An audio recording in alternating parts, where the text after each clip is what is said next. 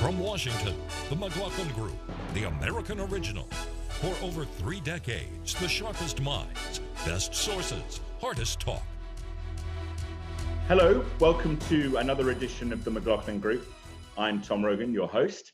This week's guests are Eleanor Clift, Clarence Page, and Pat Buchanan. And our special guest this week is a friend of the show, A.B. Stoddard. Welcome, A.B. On that note, we shall get to our first issue, which is issue 1, Cry Havoc. We're for a vaccine, but I don't trust him at all, nor do you. I know you don't. What we trust is a scientist. You don't we trust Dr. Johnson Fauci. Johnson, Pfizer? Okay, by the way, gentlemen, let me move on. He was not a loser. He was a patriot, and the people left behind there were heroes. Really? And I resent. Are you talking about Hunter? Are you talking about Hunter? I'm talking about my son, Beau Biden. You're talking about. I don't know Beau. I know Hunter. Yeah. President Trump and Vice President Biden held their first presidential debate this week. It was a fiery one. Both candidates launched scathing attacks on each other's character and views. By the time the debate's conclusion was approaching, moderator Chris Wallace had lost patience with President Trump's repeated interruptions. Wait a minute. Mr. President, your campaign agreed to both sides would get 2-minute answers uninterrupted. Well, your side agreed to it, and why don't you observe what your campaign agreed to as a ground rule, okay, sir? He never keeps his word. Can you add back, sir? No, I'm not asking. That was a rhetorical question.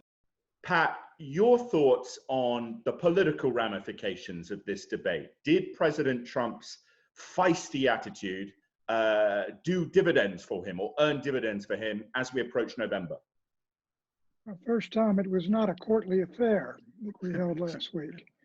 But the political consequences, I think, are important. First, Joe Biden did clear the low bar that had been established for him, that he was going to lose it once or twice during the debate.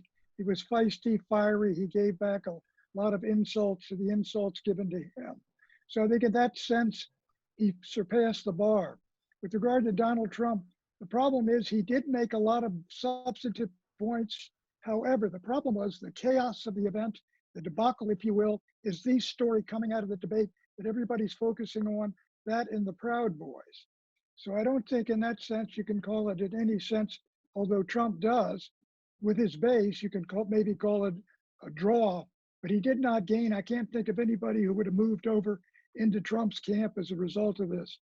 So Trump has got 2 debates left, and that may be the last 2 opportunities to bring Biden down toward his level and win this election. And Eleanor, one of the challenges facing President Trump is the fact that the presidential commission's debate is going to, the presidential commissions, the people who handle the debates are going to shift the rules potentially to cut off President Trump's mic, which would, seem to fundamentally alter what he could or could not do. Well, the next debate is a town hall format with undecided voters. So there will be real people on the set as well. So I think it'll be a little harder for the president to disrupt the session as much as he did this week.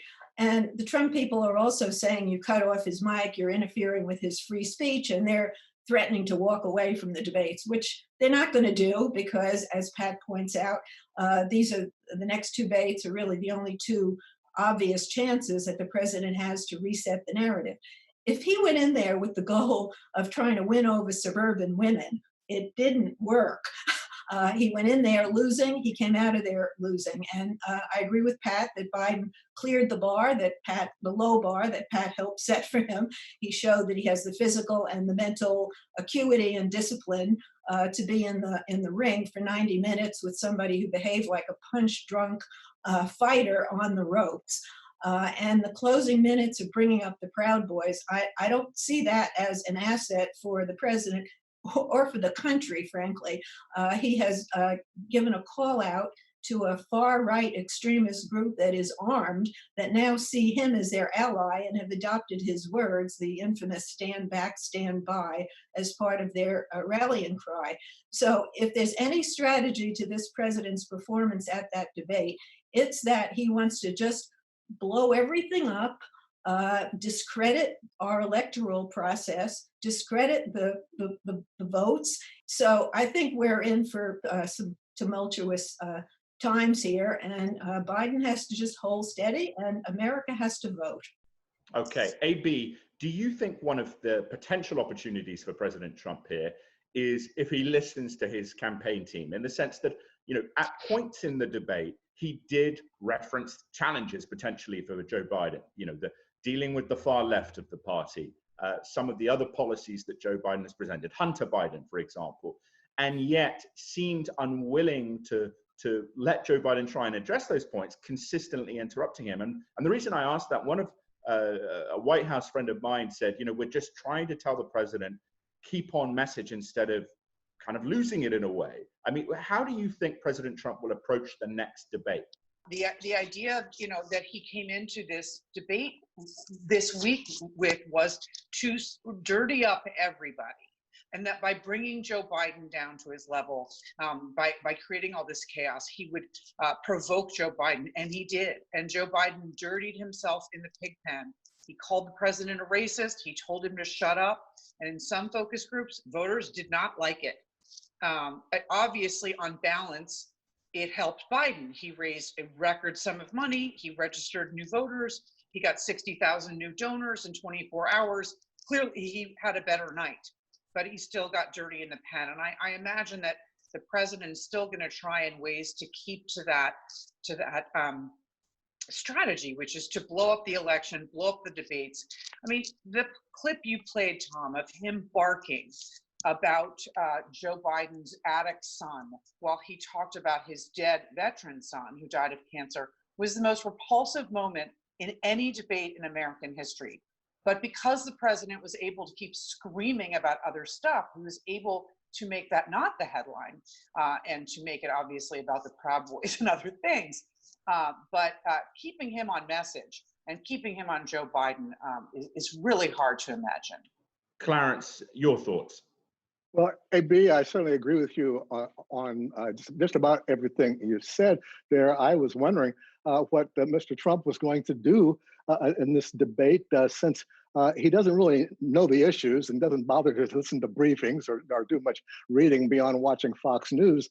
So his strategy was like that of a loud kid in school who didn't do his homework, is now facing an oral exam. He just did a lot of deflection and created a ruckus and didn't help himself as far as I can see. I haven't found the focus group yet that said Biden really hurt himself. I mean, it was marginal at best. It seemed pretty obvious that Trump hadn't gained anything, and he's the one who had to gain something because he's out front, right? Biden was, like Pat said, he passed that basic Republican test, which is he could talk and he kept going, but President Trump was the disruptive kid in the classroom, and I don't think it helped himself.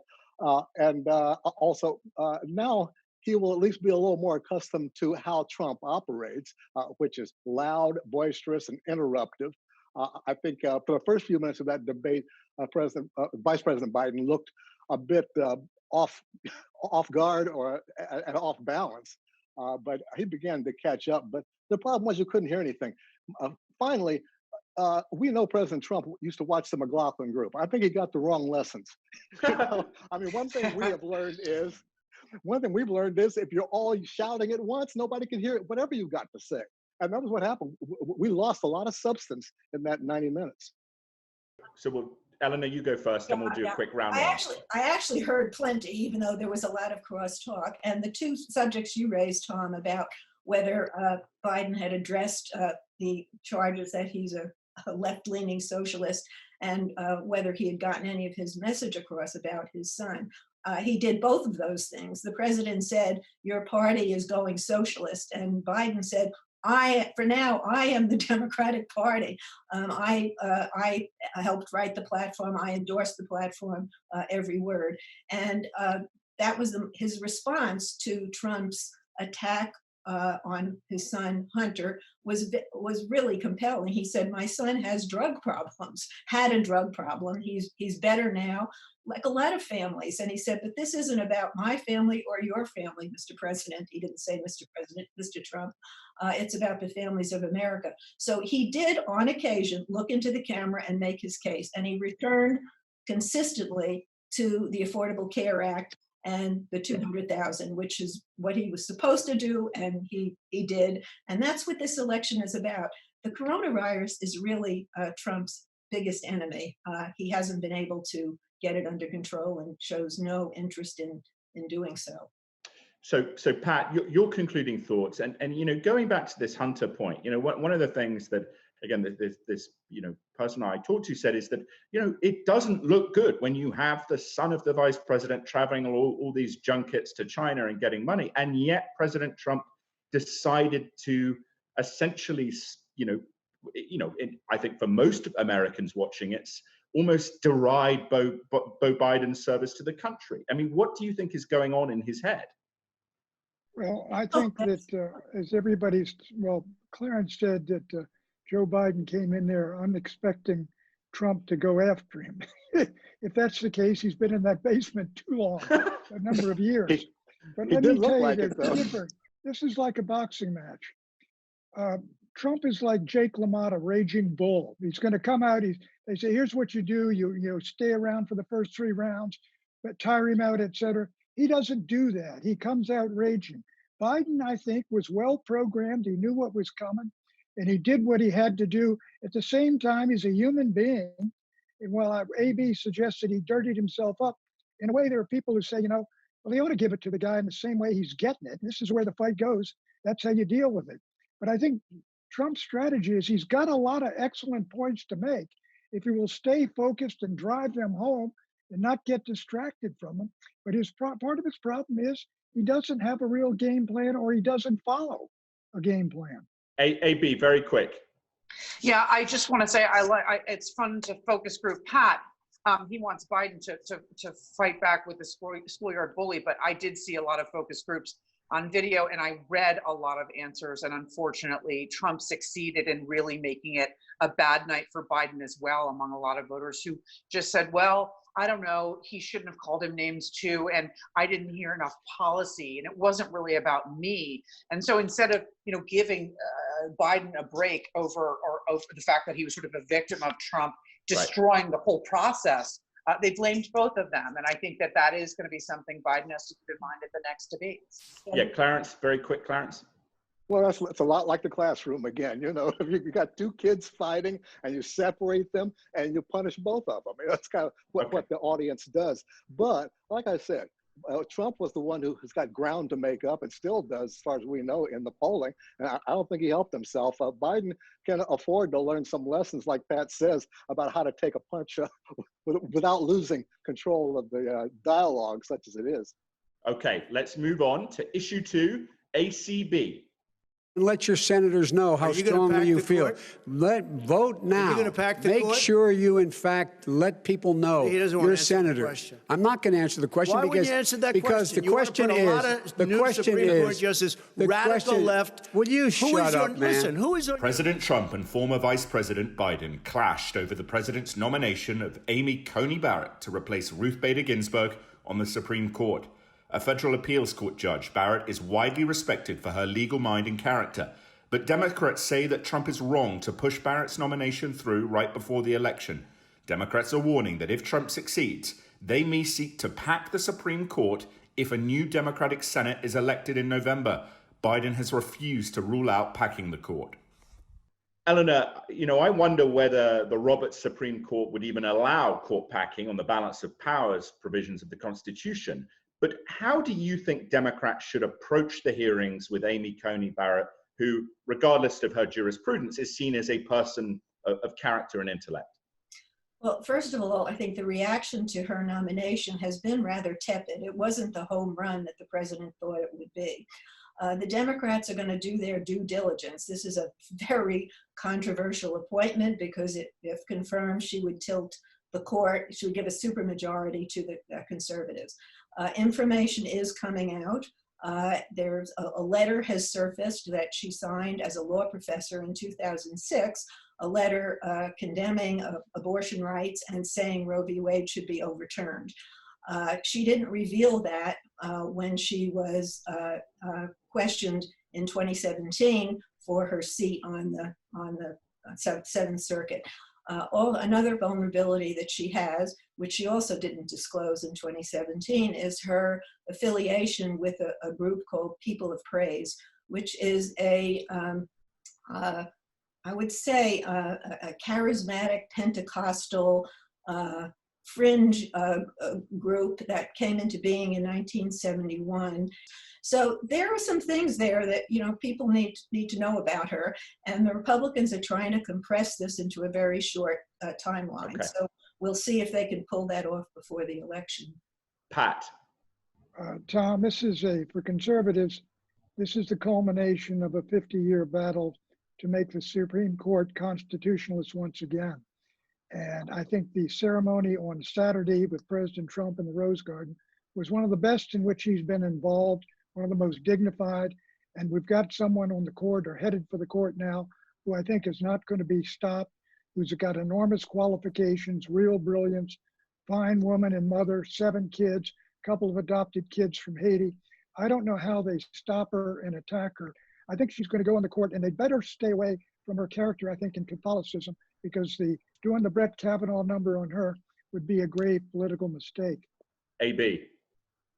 Well, I'm going to agree with Pat that I think the Democrats have to be very careful about criticizing any part of her faith and how it would influence her decision-making, because the Republicans don't have much to go on. They're being called hypocrites for their process and rushing this through before the election. And they are dying for the Democrats to upset Catholics and other religious voters. So that would be a mistake.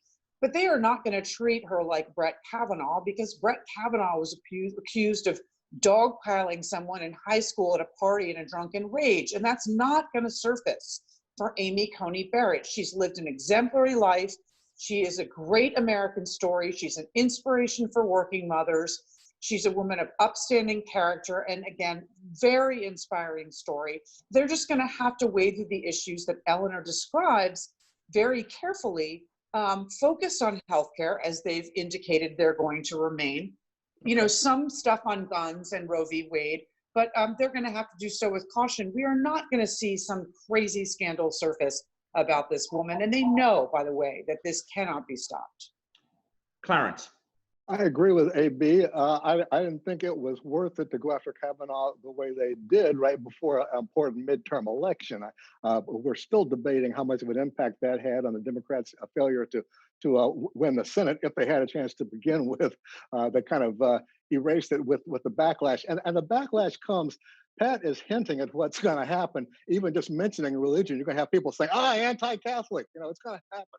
So Democrats need to be ready for that and be as polite as possible around those questions. And let's face it, stick to the substance that AB is talking about. This is one reason why we're going to have issues Trump's question there, which kind of kicked off this segment, was him trying to goad Joe Biden into taking a position on filibuster reform and court packing, mainly. And Joe Biden wouldn't take the bait. That's a good thing, because that divides Democrats. It's better just to leave that out of it right now. Democrats are doing well. Don't screw it up. All right, let's move on to our issue number 3, which is $750. The New York Times reported this week that President Trump paid just $750 in federal income taxes in 2016 and 2017. Trump denied that report in Tuesday's presidential debate. But the issue has taken on new life in the context of the election. And broader questions are also raised. For one, what is the moral responsibility of a citizen to pay taxes in a situation where federal and state codes offer numerous loopholes and deductions? So Clarence, all sides can bear their shame in terms of creating loopholes in the tax code. You could say Republicans with fossil fuel companies, Democrats with trying to sneak the SALT deduction back into the tax code. But really, at the moral level of a presidency, how damaging do you think these reports are for the president? Well, I think everybody on this panel knows Michael Kinsley. We all know the Kinsley rule, which is in Washington, a scandal is what happens when is what's legal. A scandal is what's legal. And so far, we've been talking about loopholes that are egregious, outrageous, but they're legal as far as we know. And that's why President Trump's taxes are in perpetual audit now as the IRS combs through it, as it has been put together by his high-priced lawyers. This is something that people knew before he came into office. Our big question has been, why won't he let us look at his tax returns like other past presidents have done in recent decades? And what is he, in particular, who's lending him money? Where does he keep his money? American lenders won't give it to him. He's getting money from overseas dictators, et cetera. And this is, and oligarchs. And that's really where the scandal is, as far as I'm concerned. AB, your thoughts? Yeah, I agree with Clarence. I don't know that the voters really suspected anything else, but the fact that the system allows people like Donald Trump to evade their taxes. What's illegally, what's really unacceptable, and we can never have this again, is a president of the United States who has nearly a $500 million bill coming due in the coming years to people again, foreign sources, to help him out of his debt, who we do not know. It is unacceptable that he could be compromised, as his former director of national intelligence, Dan Coates, disturbingly suspected he is by Vladimir Putin and other Russian oligarchs because of the loans he got when no Americans would bail him out.